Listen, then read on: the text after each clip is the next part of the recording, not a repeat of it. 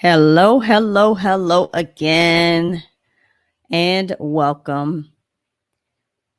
This is Erica, aka Swarthy Daisy, here on Kinfolk Chat, and I am back with another DNA review and somewhat deep dive of DNA results. In today's video, we're going to look at 23andMe versus AncestryDNA. Last video, we were so graciously honored to review the DNA results of Anthony, who you see here. So if you want to check out that video, make sure to check my channel for the video that we did on Anthony's ancestry results. So he also sent me the 23andMe results. So I wanted to kind of do a cross comparison somewhat and a look at some of the differences that you'll find between the two different tests. So without further ado, I hope that you guys can hear me fine. And I will go ahead and just do a brief look at the previous results that we looked at on Ancestry.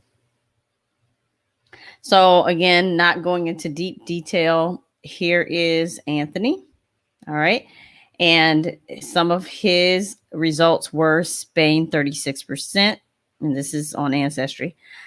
Portugal 26%, Indigenous Puerto Rico 20%, Cameroon, Congo, and Western Bantu peoples at 3%, Senegal at 3%, France at 2%, Mali at 2%, Nigeria at 2%, England and Northwestern Europe at 2%, Northern Africa at 2%, and Northern Italy at 1%, and Ireland at 1%.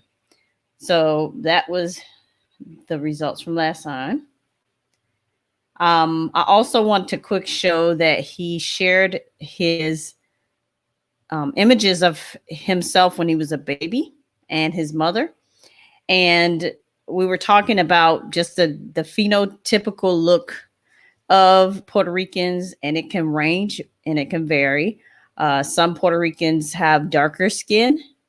Because if you look at the construct of genetically, Puerto Ricans are basically European, African, and Taino. So that's the genetic makeup generally, but sometimes there's more in there. As you see with Anthony, that's pretty much his genetic profile. But we were talking about the phenotype. We looked at some examples on the internet of some people that, you know, of course, it was from a forum. So they were just kind of sharing pictures that they had. And they said that this is a Puerto Rican family. This is a Puerto Rican family. So some of them had more darker hues, straight, longer hair. And as you see with Anthony, he has a lighter skin tone and straighter hair. But he said, well, it appears straighter on here, right? But he sent me some pictures to show that he does have curlier hair. So we're going to take a look at that quickly here. So as you see, this is Anthony, and I'm taking it, that's his mother with him when he was a baby, or some female relative of his. I'm not sure. But as you see, as a Puerto Rican baby, he had a head full of curly hair. It's still a straighter texture, but it is curly in nature. And as we scroll here, here's Anthony again as a little baby with his curly hair. And then here, Anthony as an adult. And he has longer curly hair. And as you can see, it's not a tighter coil or curl like an African texture, but it's more kind of that European style hair, not style, European hair type, but it has a natural curl to it. And so he did mention too that he used to wear braids in his hair. So, yep. So that is Anthony's hair and his genetic makeup and his look.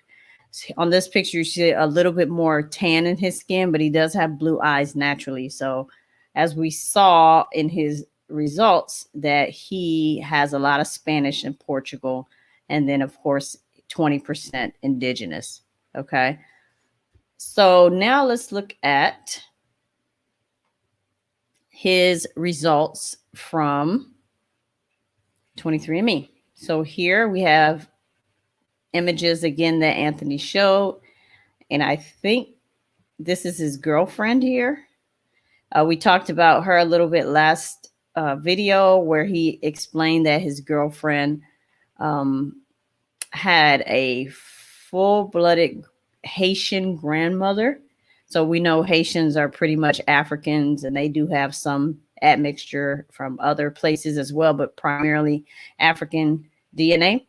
But yes, her grandmother is a full-blooded Haitian. And here, let's take a look at the 23andMe results. So this part is cut off a little bit, but it looks like 67.8%. And of course, the math kind of adds up to that. So as you see, European, Southern European is 67%.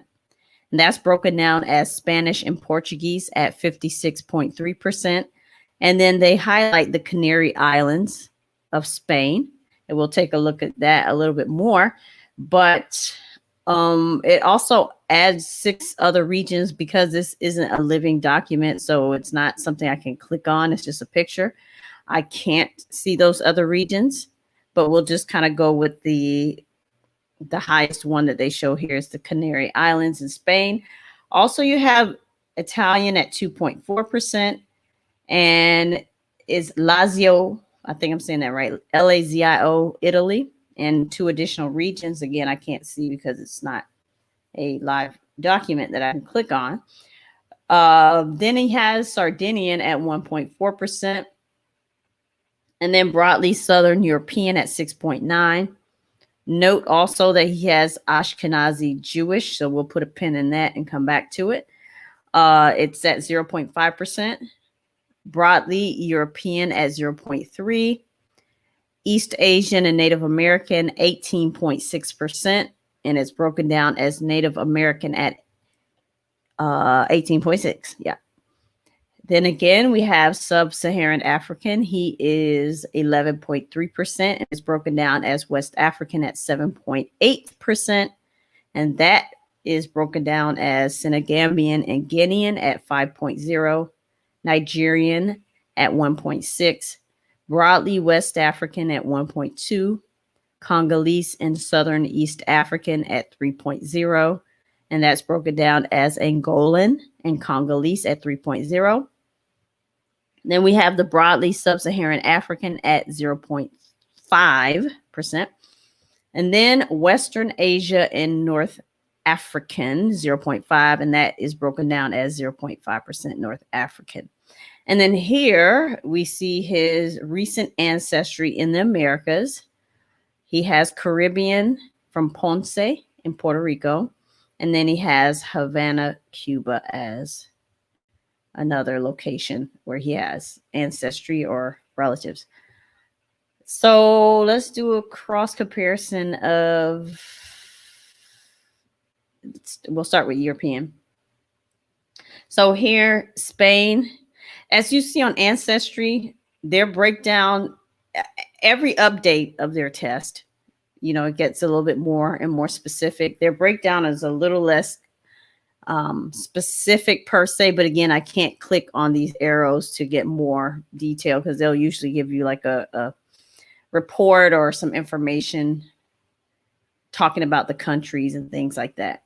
But so as you see, Spain and Portugal here, and Spanish and Portuguese right here with the 56%. Let's look at his Italian. He has 2.4 there, but here his Italian, Northern Italy is 1% on there. Then looking back here, he has that Sardinian we talked about, Jewish.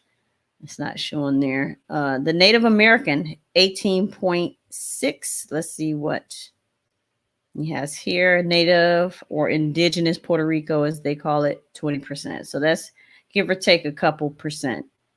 And then the African again at 11.3.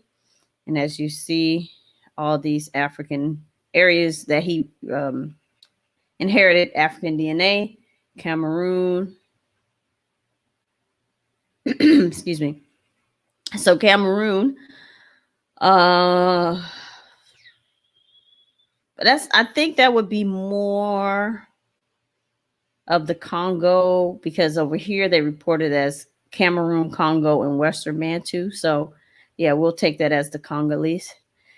And that was at 3, and that's 3 here. So it's pretty consistent. And then going back, we have, let me look here. Yes, Senegal. So let's see if he has it here. All right, so he has Senegambian and Guinean. And let me not be wrong and look up something real quick. So Senegambia and Senegal. Sounds the same, right?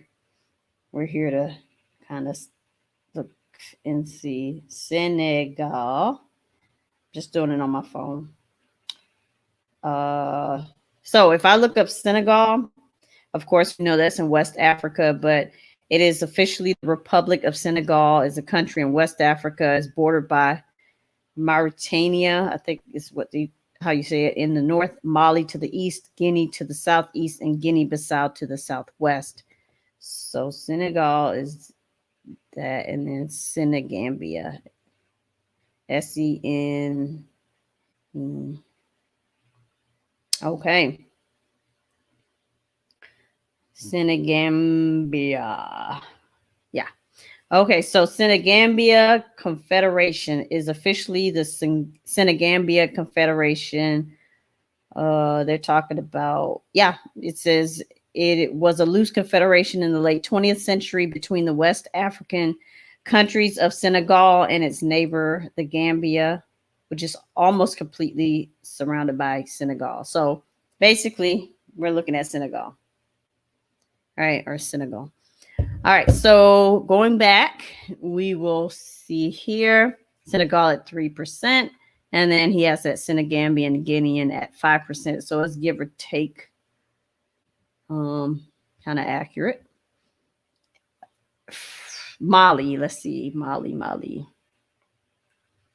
So he's not showing Mali here on 23andMe, but that might be tied up in that broadly West African. Because here, let's see, Congolese, Angola, Congolese. Okay. I'm kind of talking to myself here, but I'm talking to you all, but I'm processing here at the same time. Nigeria, let's go back. Yep, 1.6 Nigeria. And on Ancestry, he has 2%. So let's give or take about right. And then Northern Africa. And yep, 0.5 Northern Africa on 23 and 2% on Ancestry. Okay. What else? Okay. So that's pretty much it. If you are rewatching, or if you're watching the replay, you can kind of rewind and look at the comparison in its totality. But I wanted to highlight a couple of new things that we see here. Now, the Canary Islands are highlighted here. Canary Islands, Spain, right? And if we go to the map, the Google map, we'll see that the Canary Islands is a Spanish archipelago off the coast of northwestern Africa, and they are rugged volcanic isles known for their black and white sand beaches, and they have volcanoes. Okay, so that's kind of speaking more toward the current status of the country. But as we zoom out, we see here right off of Africa, and I'm going to zoom in. So he has that Canary Island DNA showing up here in this Canarias area. So here are the islands here again, just off of Africa. And as you see, his report shows it there, right here, sorry. Spanish and Portuguese, but interesting that they gave the Canary Islands to Spain. I got to do more research on that. Because as you see, it's like right here off of Africa. So maybe they just claimed it. I don't know. So as you see, there's Spain way up there. Canary Islands are here, and they're like, no, this is mine. So I guess that they colonized it. Again, you could do more research on that. I just want to show you guys geographically where it was. But yes, that is where Anthony has some of his DNA originating off of that area or out of that area. Next, he has Lazio is the way I'm going to say it here. I hope that's right. But Lazio, Italy, or Lazio, I don't know, probably Lazio. And let me go back. So Lazio right here. And here we see that it is right here on the boot in Italy, right around that shin area. That's kind of how it kind of looks. But yes, Lazio. It's an Italian place. Is one of the 20 administrative regions of Italy, and it's situated in the central peninsular section of the country. And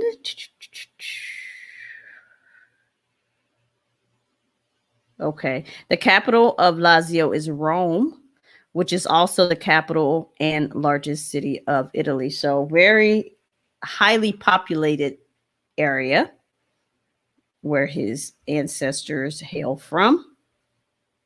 So as we see here again, Italian, and those other two regions, not sure because again, I can't click on it, but yes, that is one of the areas.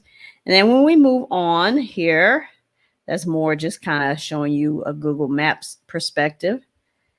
So it tells you Tyrrhenian Sea, principal city of Rome. So it borders the Tyrrhenian principal city of Rome. It is Italy's, Rome is Italy's capital, and it was the heart of the ancient Roman Empire.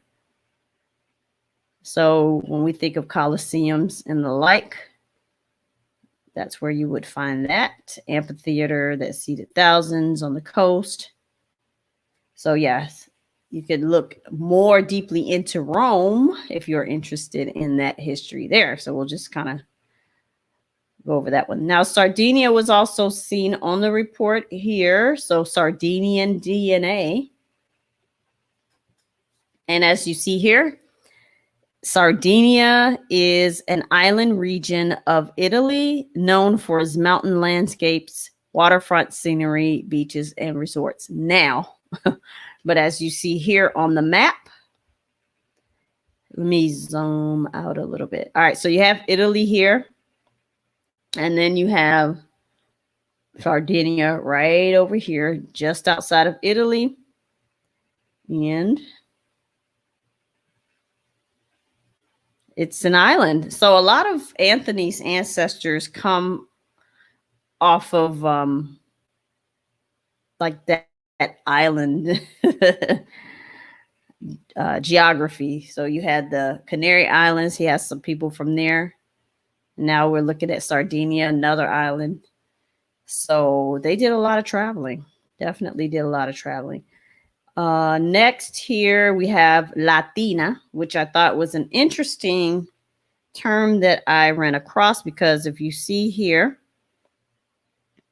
on this little pin, I guess you could say that they dropped on the map, Latina is a province of Latina Italy. And the quick fact says that it's the capital of the province of Latina in the Lazio region and in central Italy. And yeah, so we talked about last video, we talked about the difference between Hispanic and Latina, Latino, Latinx. So we have a lot of terminology to work through, but you know, doing this project here or looking at these results, I learned that there was a place, a province in Italy called Latina. And I know a lot of Hispanic women use that in a feminine sense, like Latino is for males, of course. And Latinas are females of, according to, well, I did look up definition, but I don't want to go into this video, but a lot of them refer to themselves more on the state side, so more towards the islands or US.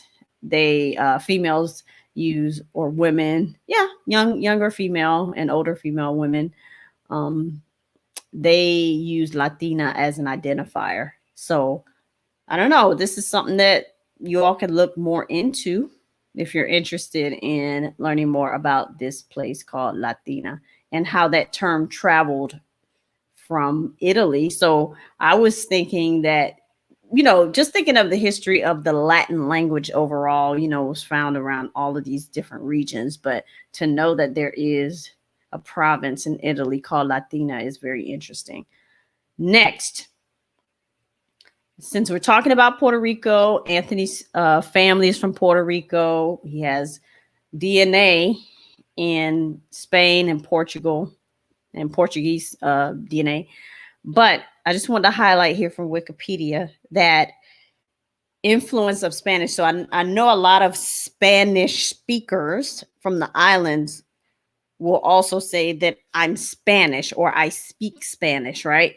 So I want to look at the Spanish settlement of Puerto Rico. So it says it began in the early 1500s, shortly after the formation of the Spanish state in 1493, continuing until 1898 as a colony of Spain, and continues to the present day.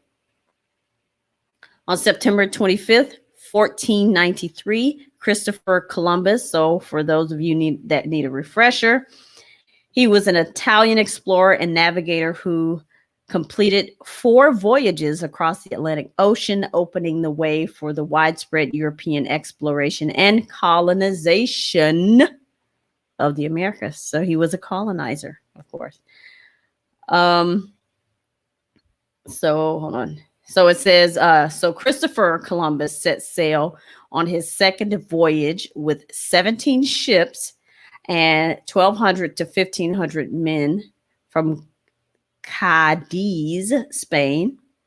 And on the 19th of November in 1493, he landed on the island, naming it San Juan Bautista in honor of Saint John the Baptist. So it kind of hinted that his expeditions were sponsored by the Catholic.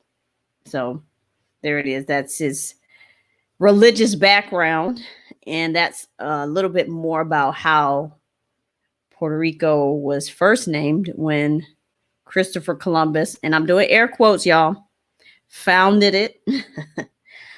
Trying to see how you can find something that was already occupied by the Taino, but we're not going to go there. Okay. All right. So it also goes on to say that there are 2 recognized Spanish immigration waves to Puerto Rico. The first arrived during the colonial period, and the second after the Spanish Civil War. So there is a continuing but small number of Spanish-born residents on the island. So people that were actually born in Spain and live in Puerto Rico. The Spanish heritage in Puerto Rico is palpable today in its customs and many traditions, language, and the old and new architectural designs. So yes, that's just a quick overview of the settlement and how a lot of the Spanish got to Puerto Rico in the first place. And they came with Mr. Christopher Columbus. Let me see where this Cadiz, Spain is.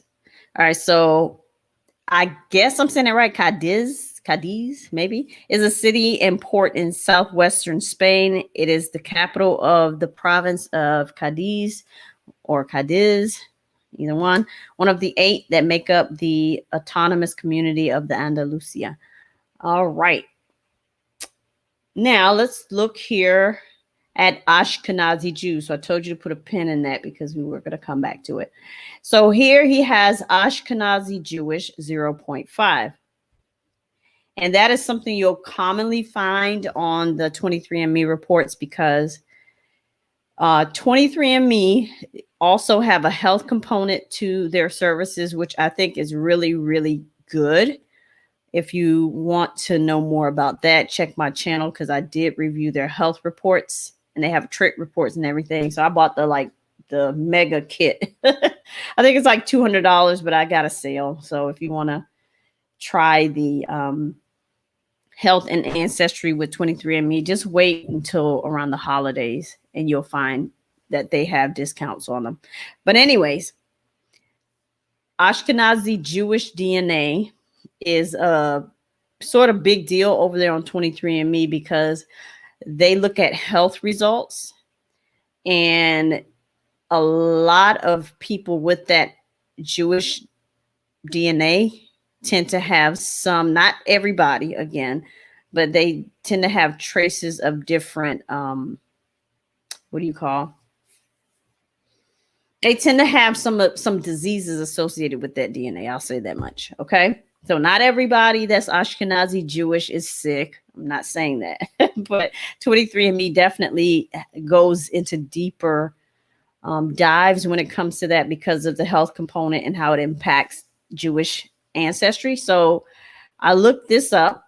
Ashkenazi Jew, also known as Ashkenazic Jews, or by using the Hebrew plural suffix im, Ashkenazim, are a Jewish diaspora population who coalesced in the Holy Roman Empire. Y'all, I'm struggling because I wear glasses and I don't have them on. Around the end of the first millennium, the traditional diaspora language of Ashkenazi Jews is Yiddish. It's a Germanic language with elements of Hebrew, Aramaic, and Slavic languages, developed after they had moved into Northern Europe, beginning with Germany and France in the Middle Ages. For centuries, they used Hebrew only as a sacred language until the revival of Hebrew as a common language in the 20th century's Israel. Throughout their time in Europe, Ashkenazim have made many important contributions to its philosophy, scholarship, literature, art, music, and science. All right, so that is the gist. Okay, let me read this little piece too. So it says, the term Ashkenazi refers to Jewish settlers who established communities along the Rhine River in Western Germany and in northern France, dating to the Middle Ages. Once there, they adapted traditions carried from Babylon, which is the Holy Land, and the Western Mediterranean to their new environment.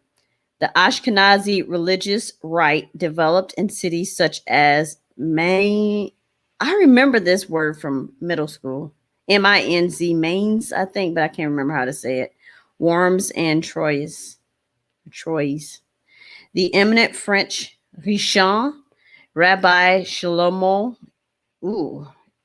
it's Shaki, anyways, would have a significant influence on Jewish religion. All right, so they go on and on and on. And I'm not the best at pronouncing Jewish or Hebrew names. So if y'all need to correct me in the comments, I will not be mad, okay?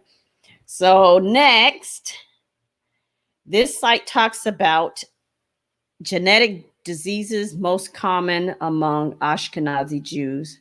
So I'm not going to read it in detail, but the highlights are the Gaucher disease. So as you see, this disease involves a mutated gene that causes it. The G case, because I'm not trying to say that big word, within the body. Type 1 is treatable, and it's most commonly found among Ashkenazi Jews. Number 2, cystic fibrosis. Normally, cells in the lungs and digestive system produce a thin, slippery mucus as part of the normal physiological processes. In people with cystic fibrosis, this mucus becomes much thicker and stickier, which damages internal organs, especially the lungs. So you have to go on to medication daily to treat this. It does highlight shortened lifespans as a result. Wow, it says typically only living into their mid to late 30s. That's not good. Oof. Yikes. Tay-Sachs disease. So, oh, I wanted to mention this too. AncestryDNA did attempt to have some health results as well as a part of their services. I did upgrade my kit to receive those results, so you can check my channel for those videos. They were not good. 23andMe is like where you're going to go if you really want something a little bit more worth your money, I guess you could say. But yes, Tay-Sachs is another one. And what is involved there is it's a progressive deterioration of nerve cells. So the neurons in both the brain and spinal cord. And it says this destruction results from a shortage of an enzyme required to break down fatty substances in the body. There's currently no cure. All right, number 4, familial dysautonomia. Okay, that was a good try, right? Dysautonomia, right? We'll just go with that. So symptoms are typically present when a baby is born. This also involves the nerves and autonomic nervous system. So these nerves are responsible for many involuntary bodily functions, including blood pressure, heart rate, and digestion. So, they also have shortened lifespan. I'm learning with you guys. Wow, I had no idea. So while there has been progress in developing effective treatments for this disease, people with the condition usually have short lifespans. This is interesting. So familial, that D word. Yes, 1 in 31 people it shows. And let me go back up. So cystic fibrosis, 1 in 24. Tay-Sachs, 1 in 27. Familial D, 1 in 31. Next is spinal muscular atrophy, 1 in 41. I said I wasn't going to read it all, but this is just interesting. So there are several types of this disease, but all affect the control of muscle movement due to a decline in the number of specialized nerve cells called motor neurons in both the spinal cord and the brainstem. Life expectancy varies widely depending on the type. There's no cure for spinal muscular atrophy. Wow. Okay. So that's that about the health component. And again, I just wanted to highlight that because that is something that is commonly found in people with Ashkenazi Jewish ancestry. So Anthony, I'm calling him Tony like I know him personally. But Anthony only has 0.5% Ashkenazi Jewish. So that is that.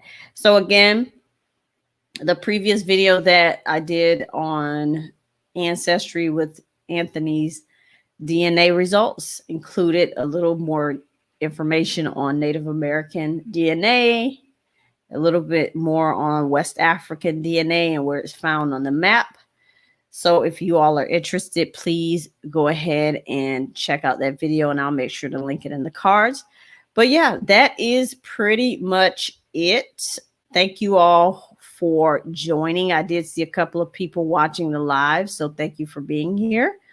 And definitely we'll look at more DNA results as we go forward. I actually have some more African American DNA results that have a little bit more sprinkled in there. So that video or that live will be coming up soon. I just have to prepare it. But once again, thank you so much, Anthony, so much for the DNA results. Thank you, Lola, for coming, and thanks for watching. I appreciate your support as always. But yeah, thanks, Anthony, for allowing us to look at your DNA results and do a cross comparison between Ancestry and 23andMe. So again, if you guys are interested in either test, I have a whole channel full of results from both companies, so you can do your research based on that information as well. So again, thank you so much for watching, and we will definitely see you in the next video. Take care of yourselves. Until next time. Bye.